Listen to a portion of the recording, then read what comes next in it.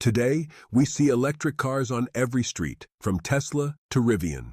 They feel like a modern 21st century breakthrough. But what if I told you the battle for the zero-emission electric vehicle was already fought and lost 100 years ago?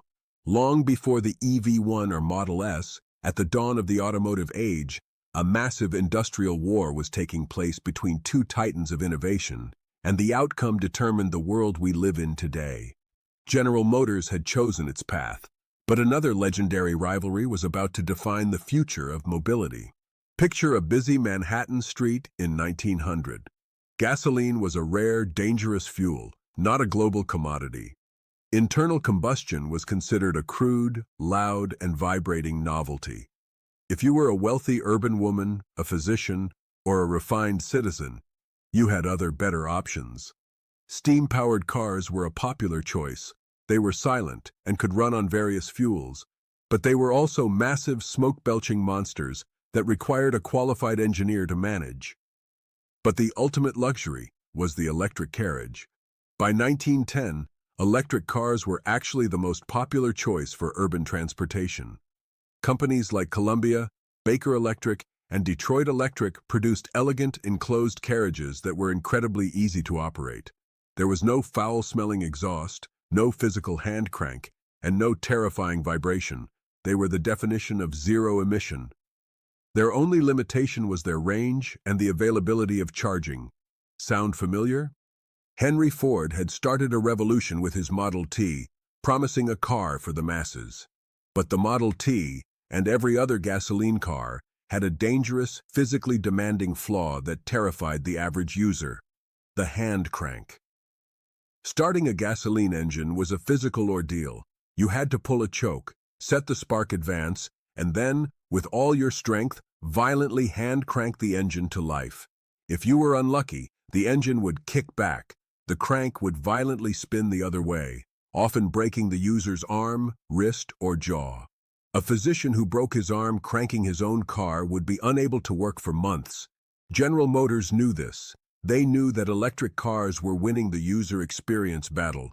If internal combustion was to ever dominate, it needed a massive technological leap, a way to start itself silently and safely. And that leap was already in progress. Then came Charles Kettering, the very same genius who would later hire Thomas Midgley. Kettering was not content with the status quo. He saw the crank telekesi as an engineer's challenge. He began work on a complex, powerful electric motor that could replace the human arm and crank the gasoline engine to life. Working in his legendary Delco lab in 1912, he found the answer: the electric self-starter. This compact device, a high-torque electric motor and generator combination, was a masterpiece. Suddenly, you didn't need to break your arm. You didn't even need to be strong. All you had to do was press a small button on the dashboard, and the crude, loud engine roared to life, completely bypassed. This wasn't just a convenient feature, it was the final nail in the electric car's coffin.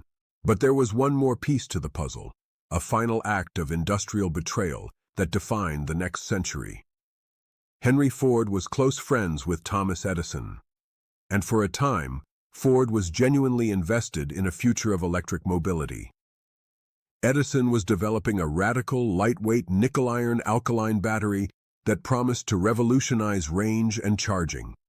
Edison and Ford were actively planning a joint venture, a true mass-produced Edison-Ford Electric.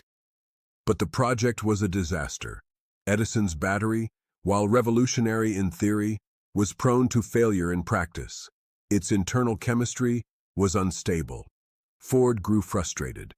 The internal combustion engine was noisy, but it was reliable and cheap. The electric self-starter had removed its only major UX barrier. At the final hour, Ford abandoned Edison's electric dream, choosing to scale gasoline cars with the Model T. The war between Edison and Ford was over, and gasoline had won.